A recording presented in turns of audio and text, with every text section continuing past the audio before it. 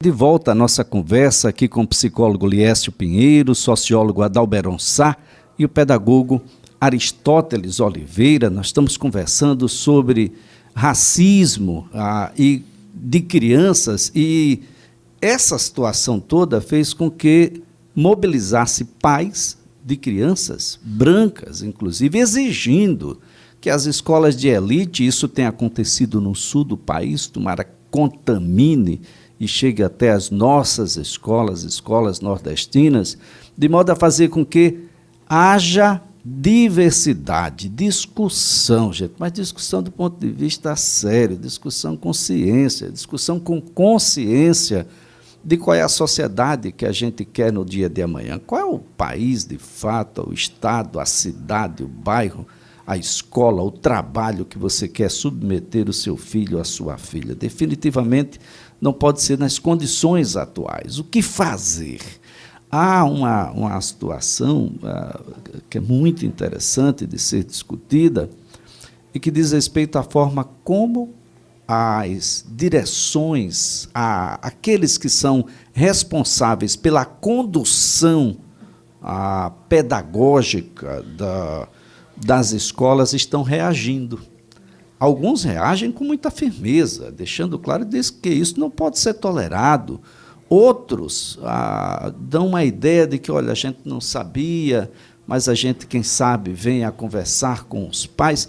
Como é que vocês estão analisando essa situação? Professor Liésio, a gente tem batido muito nisso aqui, eu particularmente tenho sido um crítico severo à utilização dos núcleos de apoio sócio, psico e de tudo mais das escolas, como se fossem as chibatas escolares, que você só vai conversar com o professor Liésio se você der 3 pulinhos a mais do que aquele que é permitido dentro da sala de aula. Os 3 pulinhos talvez sejam os últimos pulinhos. Talvez seja aquele rapaz de 16 anos entrando na escola com um fuzil e metralhando todo mundo. A gente precisa ter isso naturalizado, conversar antes de acontecer qualquer outra coisa. Os núcleos de psicologia, de sociologia, de apoio a essas crianças, adolescentes, eles precisam ser permanentes, professor. Perfeito, Elias. Esse é um ponto extremamente importante para a compreensão, principalmente do ouvinte, é que toda escola tem um núcleo, na verdade, que tem uma responsabilidade. Que é uma responsabilidade efetiva de gerar um processo de aceitação da diferença, inevitavelmente. Não é à toa que, em alguns momentos, nós vamos ver algumas exigências absurdas. E a gente precisa conversar a respeito disso também. Então, assim, a ineficácia das ações afirmativas. E isso o Thomas Sowell coloca claramente, um grande economista norte-americano, um negro maravilhoso, eu sou fã do Thomas Sowell, e ele mostra claramente que essas ações afirmativas são ineficazes. Agora, o que eu preciso? Nós tivemos tempo para mudar toda essa perspectiva. Nós não podemos dizer que nós não tivemos tempo e dinheiro durante décadas para mudar essa perspectiva. Agora, o que é preciso? Que esses núcleos comecem a fazer uma série de discussões dentro das escolas, porque nós não mudamos a forma de pensar através de leis. Nós não mudamos as nossas características individuais através de leis. Nós precisamos compreender. O professor estava colocando aqui a questão dos grupos afro. Perfeito. Eu acho que isso tem que ser incentivado. Nós não podemos perder o nosso vínculo histórico. Eu acho que muito do racismo que nós absorvemos na escola é a falta de compreensão das nossas origens. E isso é grave, lamentavelmente. Por quê? Porque a partir do momento que eu não consigo ter uma identificação, eu gero todo um processo de não aceitação. Então, a identificação é muito importante, mas quando eu falo identificação, não estou falando de identificar com ele, com o outro, não é isso. A identificação que eu falo é a identificação cultural. Quem eu sou?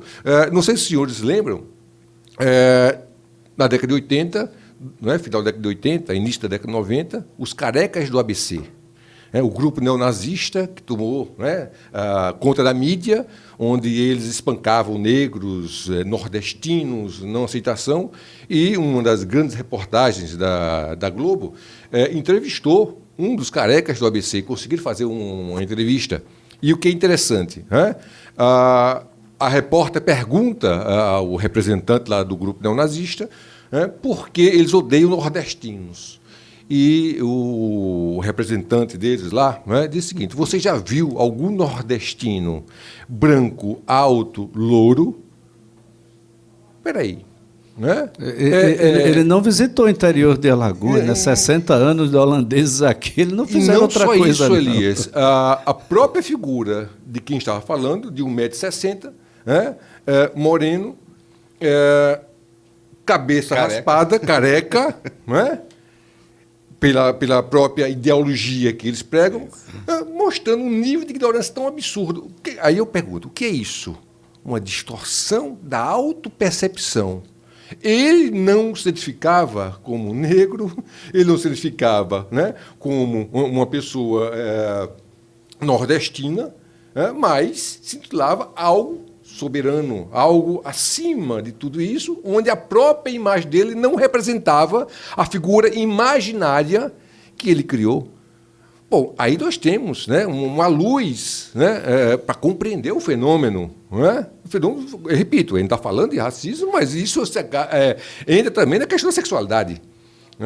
Muito. Então, o que acontece? A partir desse momento, o que você vai dizer? Que há uma distorção na autopercepção do indivíduo e uma reprodução de valores invertidos, reprodução de valores que nem ele sabe como conseguiu acessar, por uma série de níveis de frustração, e ele não consegue lidar com essa frustração e começa a ter uma representação de algo que é imaginário, logicamente, como um inimigo, ou como alguém que jamais poderia ser inteligente, alto, como se isso representasse uma população, ou como isso representasse o que é ser um indivíduo.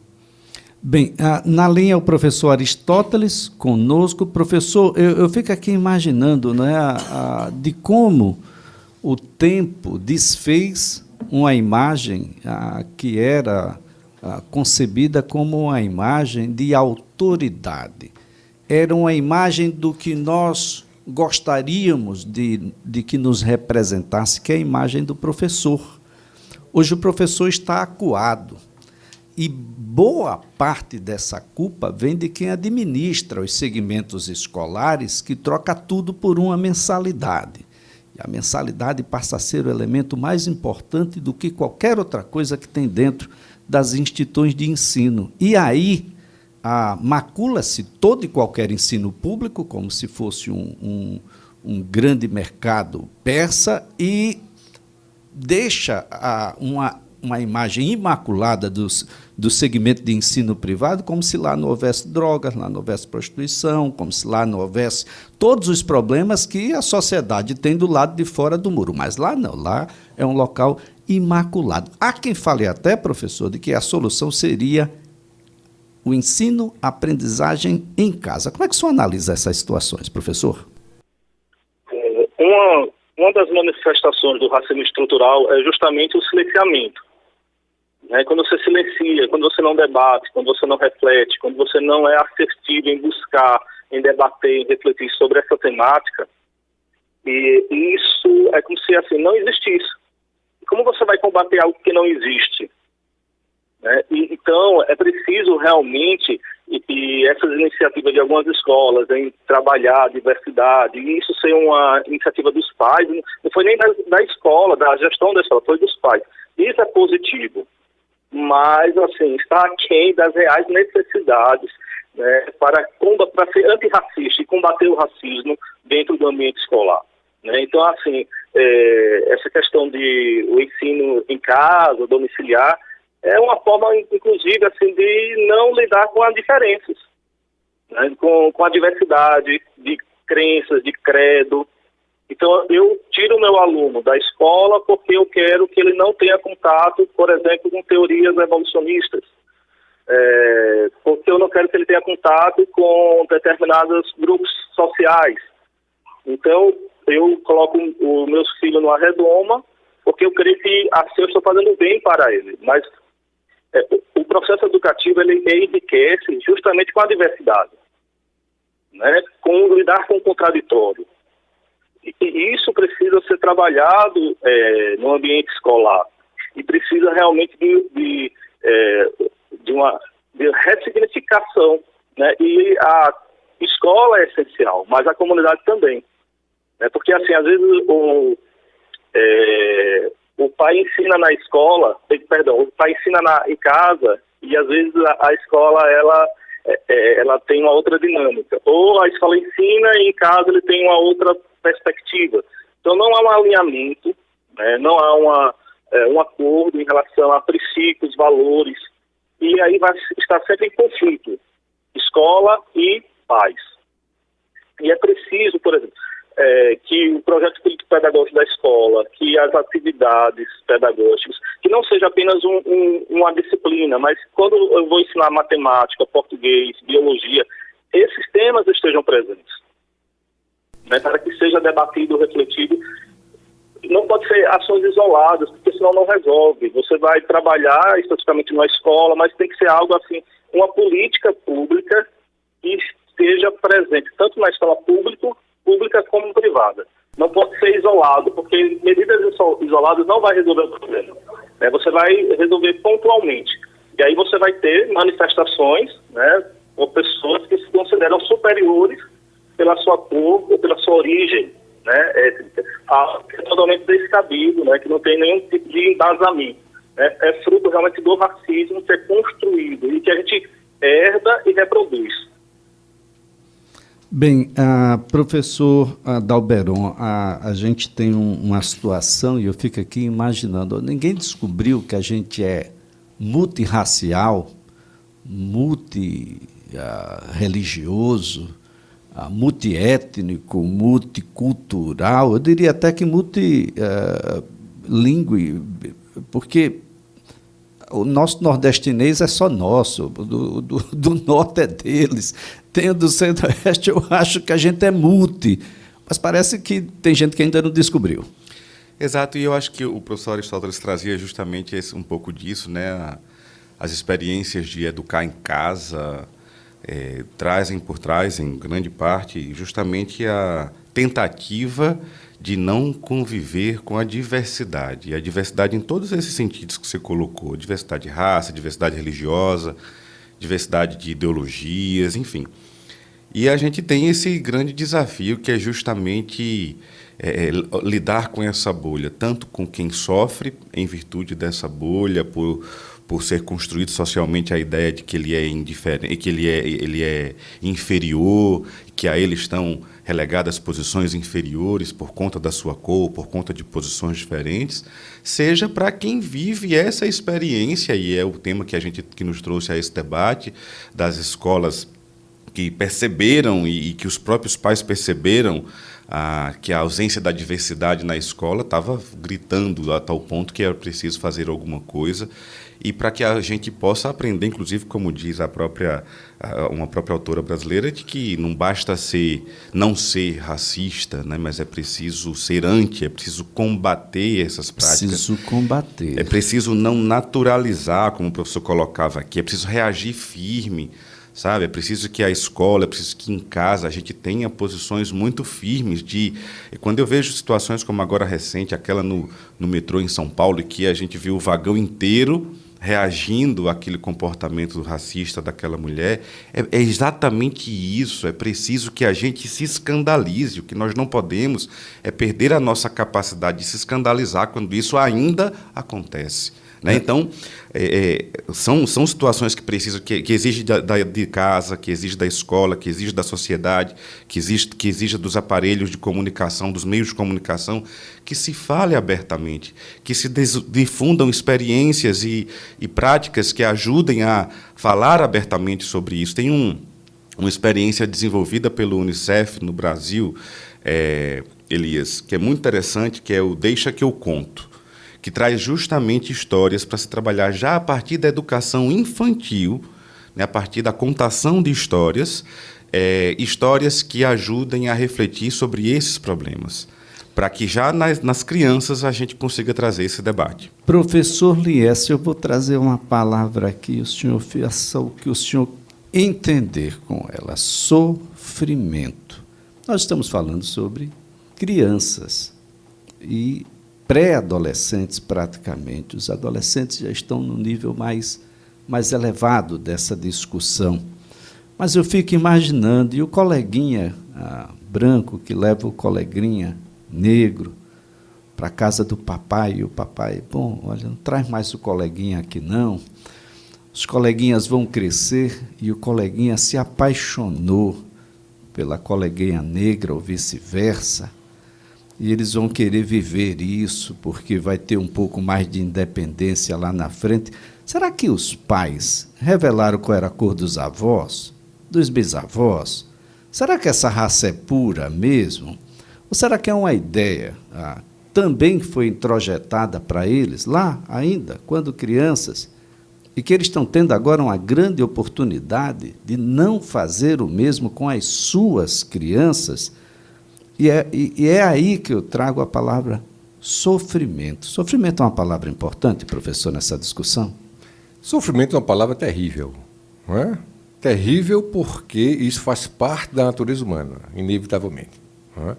Quando você coloca essa questão da figura dos pais no processo de reprodução, porque é muito isso, onde ele esquece a sua origem, esquece, né, que ele é um brasileiro, acima de tudo, e nós temos aí um processo de condicionamento, o condicionamento da criança em aceitar ou não aceitar o outro. Apesar que a diferença ela é para ser aceita inevitavelmente. Quem sou eu? Eu sou um ser diferente. Todos nós somos diferentes. A negação da diferença é o próprio transtorno mental. A negação da diferença ela tem consequências absurdas.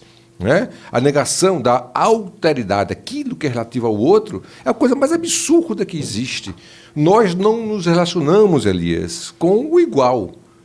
Nós nos relacionamos com o diferente. Então, aqui nós temos 4 pessoas numa discussão, numa mesa de debate, com ideias completamente diferentes, com convergências em alguns momentos, mas que nós não estamos pregando uma verdade única absoluta, até mesmo porque nós não sabemos qual é a verdade. Então, essa história de existem verdades. Não existem verdades. Existe uma verdade que nós não sabemos qual é. Então, nós estamos trabalhando ideias. Nós estamos trabalhando concepções. Então, o sofrimento ele vem a partir do momento quando há uma negação do outro e na relação do outro. Porque, imagina uma criança, eu trago um amiguinho para casa e o meu pai diz o seguinte: olha, não trago mais essa criança por causa da cor dela. Imagina a confusão na cabeça dessa criança. É algo ilógico. A criança não consegue compreender o que a cor tem a ver com isso. Mas papai, ele é legal comigo, ele brinca comigo, me ajuda nas tarefas. Aliás, é o meu grande amiguinho de escola. O pai vai enlouquecer. Professor Aristóteles, eu fico aqui imaginando, o que é que a gente pode dizer por professor?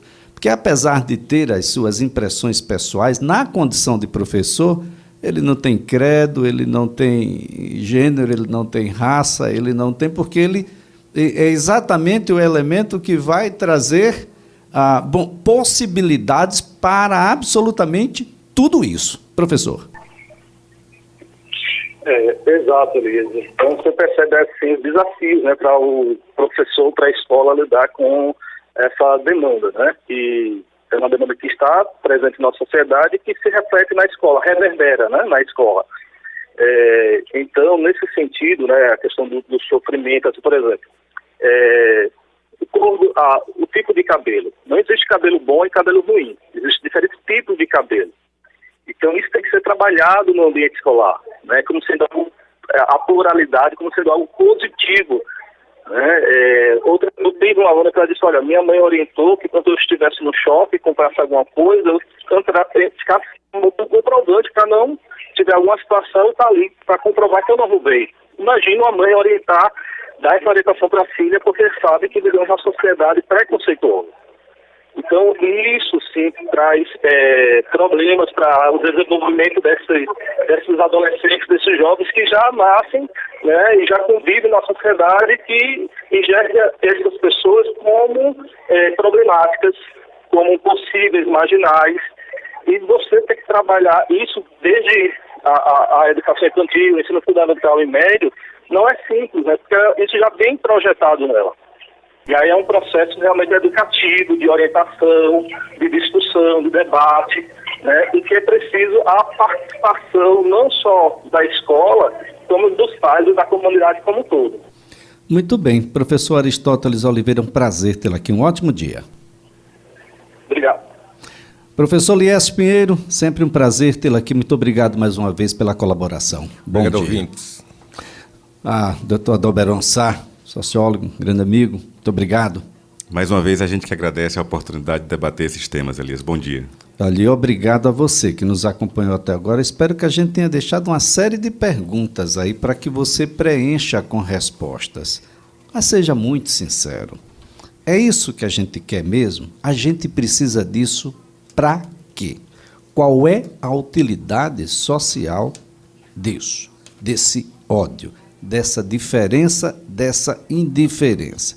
Para que serve isso? Diz, vai dar uma coisa, uma única utilidade disso. É preciso que a gente seja responsável e possa adotar essa meninada de soluções para outras coisas. A gente não precisa... Essa meninada já tem muito, essa meninada já tem crise de ansiedade aí que o professor Liésio e a turma toda não consegue dar conta. Tem crise de depressão. Eles têm que dar certo o tempo todo. Se for menina, então já tem que ser rainha do milho. A coisa é muito difícil. Isso, no pódio só tem lugar para um como primeiro. Mas ser segundo e ser terceiro, quarto, quinto, sexto faz parte do sistema. É isso que a gente aprende quando corre lá naquilo que já não é mais tão gostoso para a escola, que é o recreio, mas que eu acho que é ali que a gente vira gente. Que a gente se relaciona, que corre para lá e para cá, que a gente brinca, a gente briga, a gente discute. É ali que se vira a gente. Então é preciso que a gente naturalize a diferença. É preciso que a gente naturalize essa existência que é real. O resto, gente, é tudo muita presunção, muitas dificuldades que a gente não precisa. Do resto a gente não precisa. A gente precisa de muita tranquilidade e paz. 10h30. Vem aí o repórter CBN.